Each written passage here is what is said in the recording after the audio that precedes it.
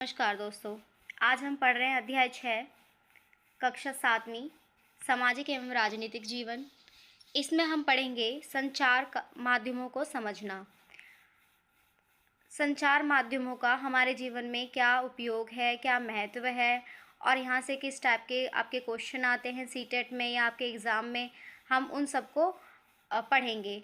जो आपके सीटेट में आते हैं या आपकी जो इम्पोर्टेंट लाइन है मैं उसको 1 से 2 बार पढ़ूंगी ताकि आपको ये पता चल जाए कि भाई ये लाइन ज़रूरी है, ये पेपर में आएगी।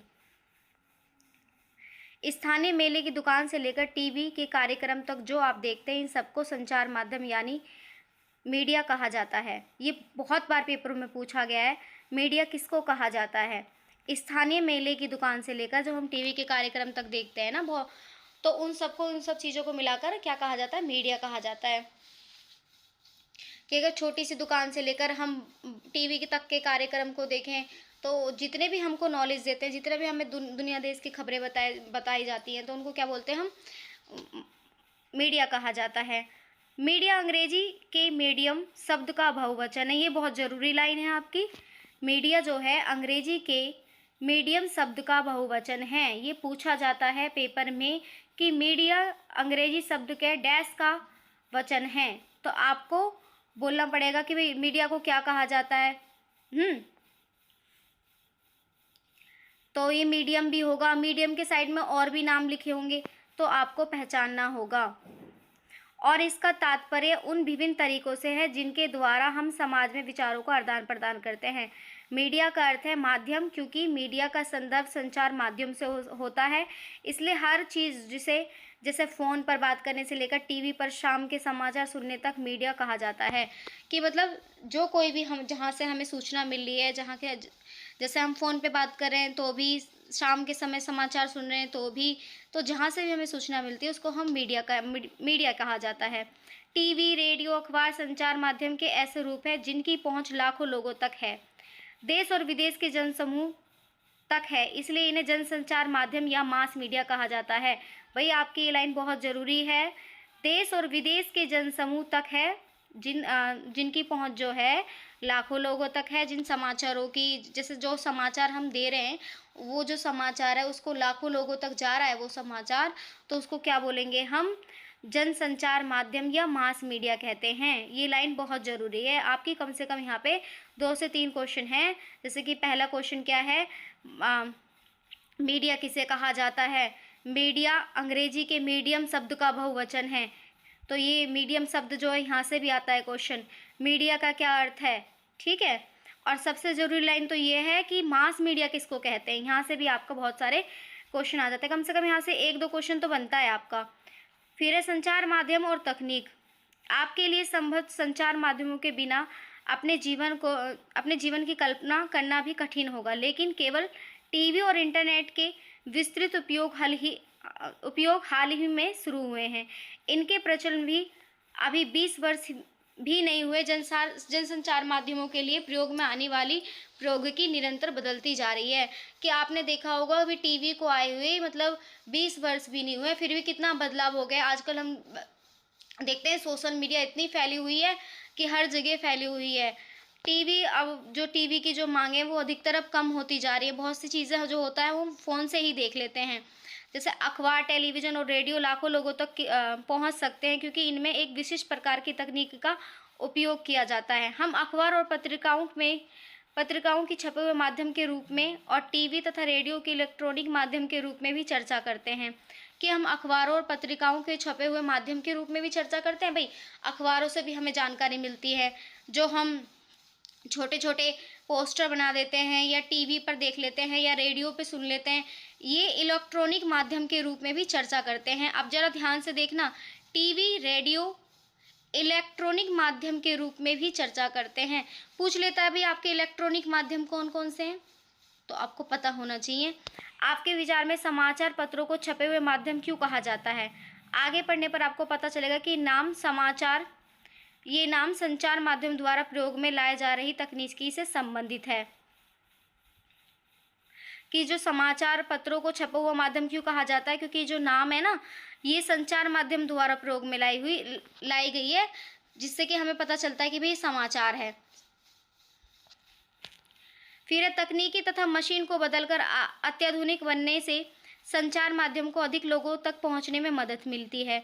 इससे ध्वनि और चित्रों की गुणवत्ता में सुधार आती है कि तकनीक तथा मशीनों को बदलकर क्या होता है, अत्याधुनिक बनाने से संचार माध्यमों को अधिक लोगों तक पहुंचाया जा सकता है। अगर हमारे पास अच्छी टेक्निक है और हमारे पास इतनी अच्छी वो है कि भाई हम मशीन है, तो हम क्या कर सकते हैं, उनके माध्यमों को, जैसे कि उनके चित्रों की गुणवत्ता में सुधार कर सकते हैं, उनकी आवाज़ों में सुधार कर सकते हैं। तो उससे क्या होता है कि बहुत सारे लोग प्रभावित होते हैं और जो हम बोलना चाह रहे हैं वो सामने वालों को स्पष्ट रूप से पता चल जाता है कि हम हमारे जो कहने के पीछे जो तात्पर्य क्या है। लेकिन तकनीकी इससे भी अधिक कुछ करती है। ये हमारे जीवन के बारे में सोचने के ढंग में परिवर्तन लाती है। उदाहरण के लिए आज हमारे लिए टेलीविज़न के बिना जीवन की कल्पना करना कठिन है। टेलीविज़न के कारण हम अपने आप को विश्व समाज का एक सदस्य समझने लगे हैं। टेलीविज़न में प्रदर्शित चित्र सैटेलाइट और केबल के विस्तृत जाल के माध्यम से अत्यंत सुदूर क्षेत्रों तक पहुंचाया जाता है कि जो टीवी पे हम प्रोग्राम देखते हैं, ये टीवी पे जो हम चित्र वगैरह देखते हैं सैटेलाइट से, केबल के विस्तृत जाल से, ये क्या है, अत्यंत बहुत दूर दूर तक के क्षेत्रों में पहुंचाई जाती है। इस कारण हम संसार के अन्य भागों के समाचार और मनोरंजन कार्यक्रम देख पाते हैं। आप टीवी पर जो कार्टून देखते हैं अधिकांश जापान या संयुक्त राज्य अमेरिका के होते हैं। हम चेन्नई और जम्मू में बैठकर अमेरिका में फ्लोरिडा के समुद्री तूफान की छवि को देख सकते हैं कि हम जहाँ पे बैठे हुए हैं, मान लो कहीं भी बैठे हुए हैं, जो टीवी होता है हमें दूर दूर की खबरें देता है, देश की विदेश की, तो हम उन सब चीज़ों को देख सकते हैं। संचार माध्यम और धन संचार द्वारा उपयोग में लाई जाने वाली विभिन्न तकनीकें अत्यंत खर्चीली हैं। देखो, अब हमने ये तो देखा कि भाई ये सारी जो चीज़ें हैं ये हमारे जीवन में किस तरह से प्रयोग आती है, लेकिन जो टेलीविज़न है जिस पे हम चित्र भी देखते हैं, ध्वनि भी सुनते हैं, ये बहुत ही खर्चीली विधि है। इसका क्या है, ज़रा टीवी स्टूडियो के बारे में सोचिए जहाँ पर समाचार वाचक बैठता है। इसमें लाइटें, कमरे, ध्वनि रिकॉर्ड करने के यंत्र है ना, संप्रेषण के लिए सैटेलाइट आदि, इन सभी का मूल्य बहुत अधिक होता है। समाचार के स्टूडियो में केवल समाचार वाचक को ही वेतन नहीं दिया जाता, बल्कि बहुत सारे लोग हैं जो प्रसारण के सहायक होते हैं। इसमें वो लोग सम्मिलित होते हैं जो कैमरे में प्रकाश की व्यवस्था करते हैं। जैसे कि आपने अभी पढ़ा, संचार माध्यम निरंतर बदलते रहते हैं, इसलिए नवीनतम तकनीक जुटाने पर भी बहुत धन व्यय होता है कि जो संचार के माध्यम है उनमें निरंतर क्या होता रहता है, परिवर्तन होता रहता है। कि पहले देखो, आपने देखा होगा ब्लैक एंड वाइट टीवी आते थे, फिर रंगीन टीवी आने लगे, अब एलईडी आने लगी। तो क्या है, टेक्निक में बदलाव हो रहा है ना, तो इनमें क्या लगता है, बहुत सारा पैसा लगता है। इन खर्चों के कारण जनसंचार माध्यम को अपना काम करने के लिए बहुत अधिक धन की आवश्यकता होती है। टीवी चैनल और समाचार पत्र किसी बड़े व्यापारिक प्रतिष्ठान का भाग होता है कि जो टीवी और चैनल जो होते हैं ना, ये कोई बड़े बड़े व्यापारी जो होते हैं ना, वो ही इन चीज़ों को कर सकते हैं कि भाई टीवी का कार्यक्रम दूर दूर तक लोगों तक पहुंचाना है, समाचार जो लोगों तक पहुंचाना है। तो इसमें कोई अगर धनी व्यक्ति होगा तो ही उसका काम चल सकता है। जनसंचार माध्यम लगातार धन कमाने के लिए विभिन्न तरीके के बारे में सोचते रहते हैं। एक तरीका जिसके द्वारा जनसंचार माध्यम धन अर्जित करते हैं, विभिन्न वस्तुओं के विज्ञापन का, जैसे कारें की जो जनसंचार माध्यम है ना, वो क्या करता है कि विज्ञापन के द्वारा पैसा, जो धन होता है उसको इकट्ठा करता है। जैसे कि कोई कार का विज्ञापन दे दे, कोई चॉकलेट का विज्ञापन दे दे, कपड़े का विज्ञापन दे दे, मोबाइल का दे दे। आपने कभी देखा होगा कि टेलीविज़न हो या आपको कोई भी प्रोग्राम चल रहा हो तो उसमें आता है कि भाई ये चीज़ करने से आपको बहुत वो मिलेगी, चाहे जो भी है। तो इस टाइप के बहुत से ऐड मिल जाते हैं कि ये कार आपके लिए बहुत अच्छी है, ये चॉकलेट आपके लिए बहुत अच्छी है। तो टेलीविज़न पर क्रिकेट का मैच देखते हुए भी आप हर ओवर के बाद बार बार वही विज्ञापन दिखाए जाते हैं। इस तरह प्राय बार बार आप उन्हीं छवि को देखते हैं, जैसे कि आप आगे के अध्याय में पढ़ेंगे। तो वो जो विज्ञापन होते हैं, जो बाजार होते हैं, उनके बारे में हम अगले चैप्टर में पढ़ेंगे जो आएगा। संचार माध्यम और लोकतंत्र, यहाँ से भी कुछ लाइनें आती हैं आपकी। लोकतंत्र में देश और संसार के बारे में समाचार देने और उनमें होने वाले घटनाओं पर चर्चा करने में संचार माध्यमों की भूमिका अत्यंत महत्वपूर्ण होती है। उदाहरण के लिए संचार माध्यमों से नागरिक जान सकते हैं कि सरकार किस प्रकार काम कर रही है, संचार माध्यम और लोकतंत्र के जो संचार माध्यम है उसका लोकतंत्र में क्या महत्व है, जो सरकार जो योजनाएं बना रही है क्या वो हम तक पहुंच पा रही है संचार माध्यम के द्वारा। तो इसका जो बहुत बड़ा योगदान होता है हमारे जीवन में, यदि लोग चाहें तो इन समाचारों के आधार पर कार्रवाई भी कर सकते हैं। ऐसे वे संबंधित मंत्री को पत्र लिखकर, सार्वजनिक विरोध आयोजित करके, हस्ताक्षर अभियान आदि चलाकर सरकार से पुनः उस कार्यक्रम पर विचार करने का आग्रह कर सकते हैं। आपने देखा होगा कि बहुत सी नाटक होते हैं या पिक्चर होते हैं जो जिनमें कि भाई किसी के धर्म को आस्था पे ठेस पहुंच रही है तो वो क्या करते हैं कि उस पर कार्रवाई कर देते हैं। जानकारी देने के संबंध में संचार माध्यम की महत्वपूर्ण भूमिका को देखते हुए यह आवश्यक है कि जानकारी संतुलित होनी चाहिए। अगले पृष्ठ पर दिए गए ही समाचार के दो विभिन्न रूपों को पढ़कर समझे कि संतुलित समाचार माध्यम का क्या तात्पर्य है। प्रदूषण फैलाने वाले कारखानों पर वज्रपात, विरोधियों द्वारा चक्का जाम, यातायात रुका। फिर यहाँ पे अब अगली लाइन देखो आप, कारखानों के बंद होने से घोर अशांति। अब आपको ये चीज़ देखने को मिलेगी कि जब हम किसी अखबार को पढ़ते हैं ना, उसकी जो मेन लाइन होती है ना, उसको देख के हमें पता चल जाता है भाई ये चीज़ हो रही है। यहाँ पे हमने पढ़ा कारखानों के बंद होने से घोर अशांति, कि भाई मजदूरों को जो कारखाना बंद हो गया इसलिए मजदूर क्या कर रहे हैं, अशांति फैला रहे हैं। प्रदूषण फैलाने वाले कारखानों पर वज्रपात, यहाँ पे हमने पढ़ा प्रदूषण फैल रहा था इसलिए कारखानों को बंद कर दिया जा रहा है। तो दोनों का पक्ष क्या है, अलग अलग है। जैसे प्रदूषण फैलाने वाले कारखानों पर वज्रपात, कि भाई यहाँ पे जो कारखाने के मालिक और मजदूरों के हिंसात्मक विरोध ने आज शहर की गतिविधियों को रोक कर रख दिया है। सड़कों पर वाहन के विशाल जाम लगने के कारण लोग समय से अपने काम पर नहीं पहुँच सके। कारखाना मालिक और मजदूर सरकार के प्रदूषण फैलाने वाली इकाइयों को बंद करने के निर्णय का विरोध कर रहे हैं। यद्यपि सरकार ने निर्णय कुछ जल्दबाजी से लिया है, परंतु विरोधियों को काफ़ी समय से पता था कि उनकी इकाइयाँ गैरकानूनी हैं। इन इकाइयों को बंद होने से शहर में प्रदूषण का स्तर काफ़ी कम हो जाएगा।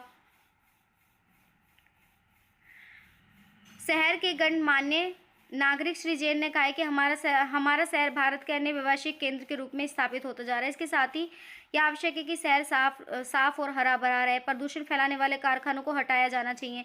तो आपने यहाँ पे देखा कि यहाँ पे जो एक मेन फोकस दिखाया जा रहा है कि भाई कारखानों से क्या हो रहा है, कि कारखानों से, कंपनियों से बनाने से क्या हो रहा है कि प्रदूषण फैलता जा रहा है, तो उनको रोक देना चाहिए। फिर यहाँ पे आप देखोगे शहर के आवासीय क्षेत्रों में 1 लाख कारखानों को बंद होना एक गंभीर समस्या का रूप ले सकता है। सोमवार को हजारों कारखाना मालिक व कामगार कारखाना बंदी पर अपना कड़ा विरोध जताने के लिए सड़कों पर उतरे। तो यहाँ पे क्या है भाई, किसी की रोजी रोटी अगर बंद होगी तो रोजी रोटी जब छिन जाएगी तो वो तो सड़कों पर उतरेगा ही। तो यहाँ पे जो दिखाना चाह रहा है वो अलग दिखा रहा है। यहाँ पे दिखाना चाह रहा है कि इससे प्रदूषण फैल रहा है, इसमें इन कारखानों के मालिकों की गलती है। और यहाँ पे जो दिखाने की बात की गई है वो क्या की गई है कि भाई यहाँ पर जो मजदूर हैं वो बेसहारा हो रहे हैं, इसलिए वो प्रदर्शन कर रहे हैं। वास्तविकता तो ये है कि यदि आप इनमें से केवल एक समाचार पत्र को पढ़ेंगे तो विषय का एक ही पक्ष जान पाएंगे। यदि आपने न्यूज़ ऑफ इंडिया पढ़ा है तो आपको विरोधियों की बातें व्यर्थ उत्पादित लगेंगी। उनका यातायात व्यवस्था में बाधा उत्पन्न करना और अपने कारखानों में शहर में प्रदूषण फैलाते रहना, आपके मन में उनकी बुरी छवि अंकित होगी। अगर हम एक को पढ़ेंगे तो हमें ये लगेगा भाई ये तो सही है, प्रदूषण फैला रहे हैं इसलिए इसकी कंपनी बंद कर दी जा रही है। लेकिन हम दूसरे को पढ़ेंगे तो हमें लगेगा कि भाई कारखानों बंद होने से इनकी रोजी रोटी ख़त्म हो जाएगी, अब फिर ये अपने परिवार का भरण पोषण कैसे करेंगे। तो ये ठीक है, तो क्योंकि पुनर्स्थापना का प्रयास अपर्याप्त है। इन दोनों में एक भी विवरण संतुलित नहीं है। संतुलित रिपोर्ट वह होती है, ये बहुत जरूरी लाइन है, संतुलित रिपोर्ट वह होती है जिसमें किसी भी विषय पर हर दृष्टिकोण से चर्चा की जाती है, फिर पाठकों को स्वयं अपनी राय बनाने के लिए स्वतंत्र छोड़ दिया जाता है। ये बहुत ज़रूरी लाइन है कि संतुलित रिपोर्ट वो होती है जो किसी भी विषय पर हर दृष्टिकोण से उसमें चर्चा की जाती है। कि मतलब आपको कोई विषय है, उसमें अगर 2 या 3 उससे ज़्यादा लोग देख रहे हैं तो उस विषय पर चर्चा कर सकते हैं, और जो देखने वाला होता है उसकी अपनी स्वयं की राय हो उस पर छोड़ दी जाती है कि भाई आप स्वतंत्र हो, आप इसके बारे में क्या सोच सकते हो। संतुलित रिपोर्ट लिख पाना संचार माध्यम के स्वतंत्र होने पर निर्भर करता है। लेकिन आपको देखने को मिलेगा कि जो संचार माध्यम है ना, वो भी आजकल स्वतंत्र नहीं है। स्वतंत्र समाचार माध्यमों से तात्पर्य है कि उनके द्वारा दिए जाने वाले समाचार को कोई भी निरंतर या प्रभावित ना करे। समाचार का विवरण देने में कोई भी उन्हें निर्देशित ना करे कि उसमें क्या सम्मिलित किया जाना है और क्या नहीं। लोकतंत्र में स्वतंत्र समाचार माध्यम को होना अत्यंत महत्वपूर्ण है कि जो समाचार माध्यम है ना, वो स्वतंत्र होना चाहिए, उसमें किसी का हस्तक्षेप नहीं होना चाहिए। संचार माध्यम द्वारा प्रदान की गई जानकारी के आधार पर हम नागरिकों के रूप में कार्रवाई करते हैं। इसलिए ये आवश्यक है कि ये जानकारी विश्वसनीय और तटस्थ हो, कि जो संचार हमें संचार के माध्यम से हमारे तक समाचार पहुंचते हैं, वो जो समाचार हमें दिए जा रहे हैं वो विश्वास के लायक हो, तटस्थ हो, मतलब कि वो ठीक हो। तथ्य तो ये है कि समाचार माध्यम स्वतंत्र नहीं है। इसके दो मुख्य कारण हैं। सरकार का उन पर नियंत्रण, कि सरकार क्या करती है, उन पर नियंत्रण रखती है अपना। जब सरकार समाचार के किसी अंश, फिल्म के किसी दृश्य या गीत के किसी अभिव्यक्ति को जन समुदाय तक पहुंचने से प्रतिबंधित करती है तो उसे सेंसरशिप कहा जाता है। यह आपकी बहुत ज़रूरी लाइन है कि जब सरकार समाचार के किसी अंश, फिल्म के किसी दृश्य या गीत पर क्या करती है कि भाई उसको पहुंचने तक, कि ये जन समुदाय तक नहीं पहुंचना चाहिए, उसको रोक देती है, तो उसको क्या करते हैं, उसको हम कहते हैं सेंसरशिप कहा जाता है। भारत के इतिहास में ऐसा समय भी आया जब सरकार ने समाचार माध्यम के ऊपर सेंसर लगाया, क्योंकि जब ये 1975 से 1977 तक जब आपातकाल पड़ा था तो सरकार ने क्या लगाया, समाचार पत्रों के ऊपर सेंसर लगाया। सरकार यद्यपि फिल्मों पर निरंतर सेंसर रखती है, लेकिन वह समाचार माध्यम से दिखाए गए समाचारों में पूरी तरह ऐसा नहीं करती। कि फिल्मों पर तो नियंत्रण रखती है कि भाई फिल्म किसी आस्था को चोट ना दे, ये ना दे, लेकिन जो समाचार है उन पे इतना नहीं है। सरकार द्वारा सेंसरशिप ना होने पर भी आजकल जो समाचार पत्र है ना, वो हमें सही जानकारी नहीं देते। उसका एक बहुत बड़ा कारण है कि जो समाचार पत्र होते हैं, जो उस पे जो धनी व्यापारी होते हैं, उनका बहुत महत्वपूर्ण वो होता है, उनका नियंत्रण होता है कि भाई समाचार पत्र हैं, इन पर उनका नियंत्रण है। इसके वजह से वो क्या करते हैं कि वो अपने जो समाचार में है सटीक जानकारी नहीं दे पाते, जैसे कि हम पढ़ेंगे। इसके कारण बहुत जटिल हैं।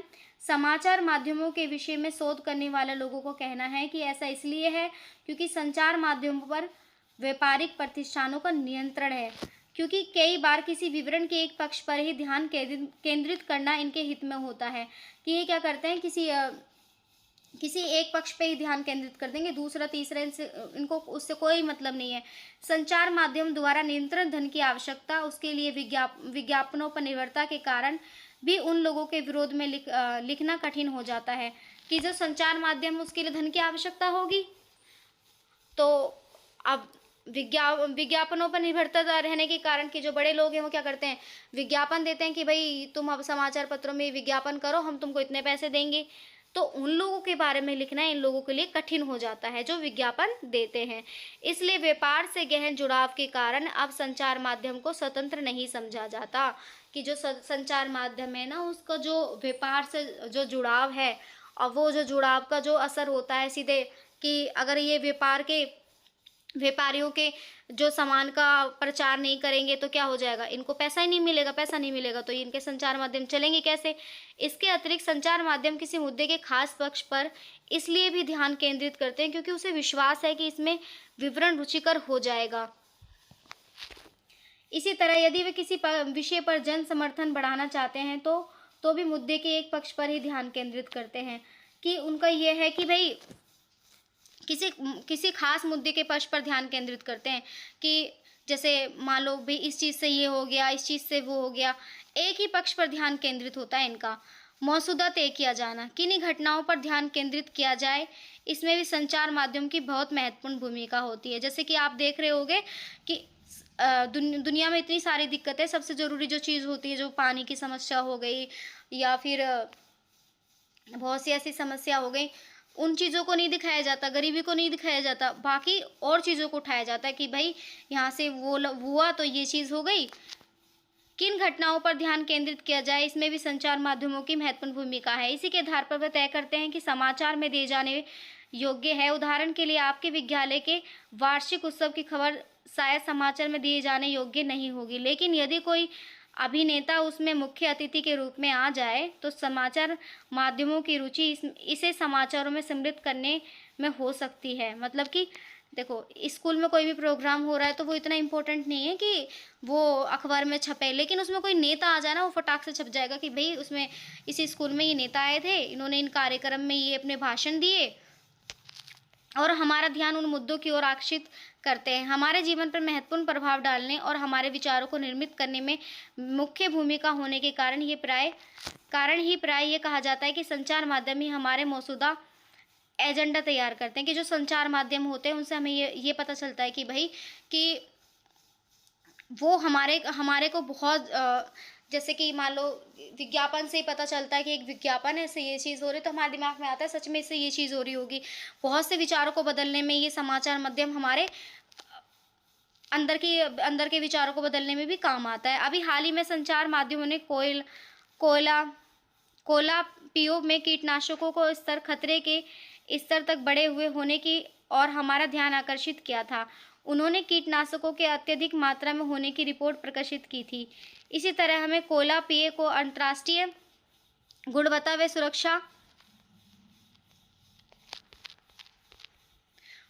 व सुरक्षा मापदंडों के अनुसार नियमित रूप से नियंत्रित करने की आवश्यकता महसूस हुई।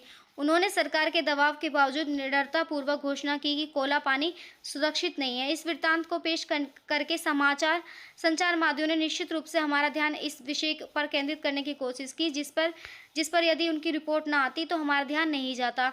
कभी कभी ऐसा होता है कि संचार माध्यम को ये लग रहा होता है कि अगर भाई ये जो हमारे पास जो चीज़ है, जैसे कि कोला पानी सुरक्षित नहीं है, तो ये जो न्यूज़ जो दी गई, जो समाचार हम तक पहुंचाया गया, अगर ये जो समाचार हम तक नहीं पहुंचाया जाता तो हमारा इस विषय पे कभी ध्यान ही नहीं जाता कि जो ये कोला पानी है सुरक्षित नहीं है। उन्होंने वहाँ पे कीटनाशकों के अत्यधिक मात्रा में होने की रिपोर्ट प्रकाशित की।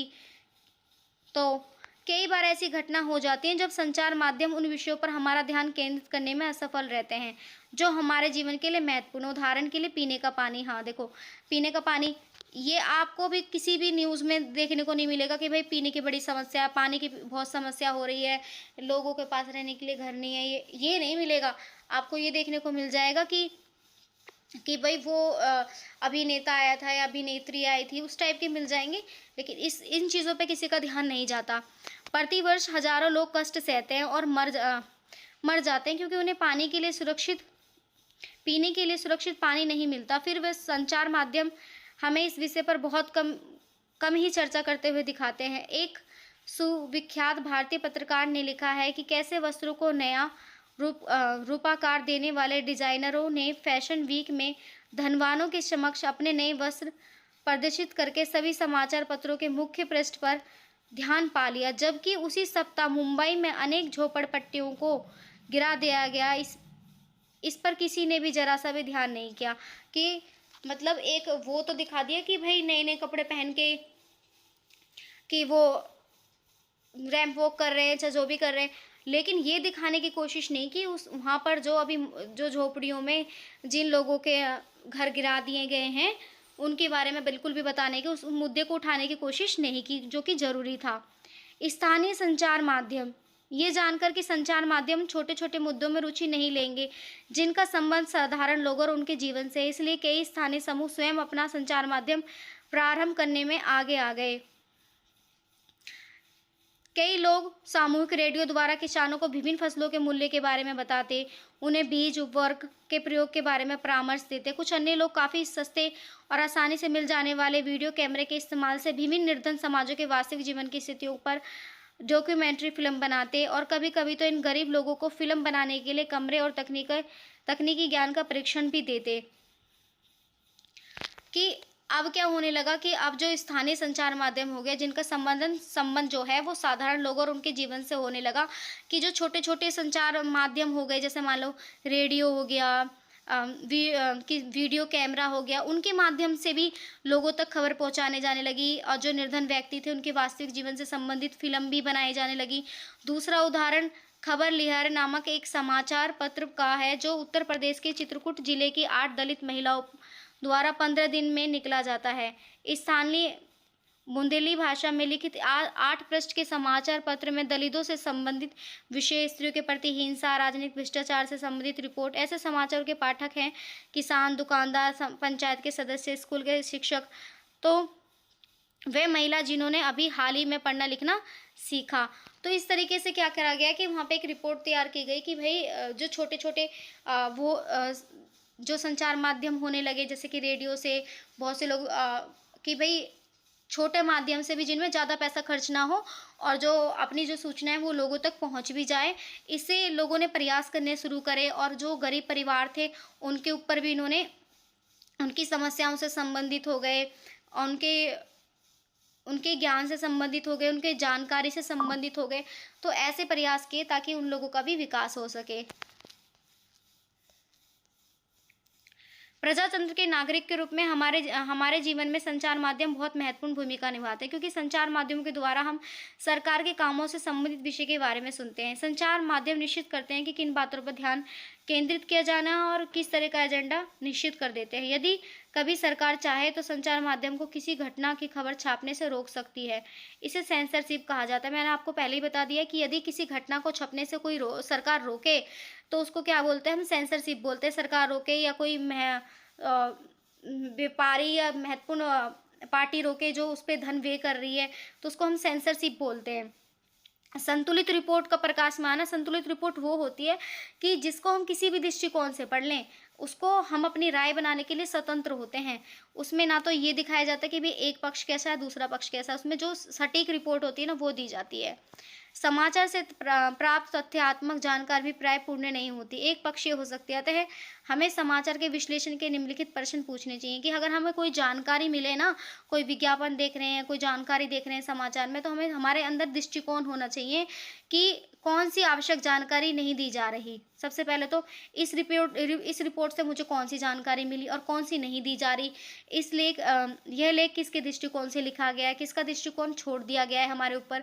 तो ये सारी चीज़ें हमारे दिमाग में होनी चाहिए अगर हम किसी समाचार को देख रहे हैं कि भाई समाचार को हम देखें तो इसने हमारे पर क्या प्रभाव डालने की कोशिश की है। जैसे सामाजिक विज्ञापन। सरकार व निजी संस्थाएं ऐसे विज्ञापन भी बनाती हैं जिनसे समाज में किसी बड़े संदेश का प्रशासन हो सके, वे सामाजिक विज्ञापन कहलाते हैं। जैसे कि असुरक्षित रेलवे क्रॉसिंग पार करने से संबंधित सामाजिक विज्ञापन, कि आप ध्यान से चलोगे, हेलमेट लगा के चलोगे तो आप सुरक्षित रहोगे। तो इसमें बहुत प्रचार भी किया गया कि आप इस तरीके से चलिए। तो इस तरीके से हमें समाचार की जो रिपोर्ट होती हैं वो हम तक पहुंचती हैं। और जो आपके इसमें जो चैप्टर थे वो आपको जो भी ज़रूरी लाइन थी वो मैंने आपको बार बार बताई है, जहाँ से आपके बहुत सारे क्वेश्चन आते हैं। जैसे कि संचार माध्यम में लोकतंत्र हो गया, मास मीडिया हो गया, और मीडिया किस शब्द से बना है, बहुत सारे ऐसे चीज़ें हो गई जो पूछी जाती हैं। सेंसरशिप क्या हो गया, संतुलित रिपोर्ट क्या हो गया। तो ये सारी चीज़ें जो होती हैं आपके पेपरों में सीटेट के में पूछ ली जाती हैं। आपको ये चैप्टर कैसा लगा मुझे बताना ज़रूर, कमेंट सेक्शन में कमेंट ज़रूर करना, लाइक और सब्सक्राइब करना। धन्यवाद।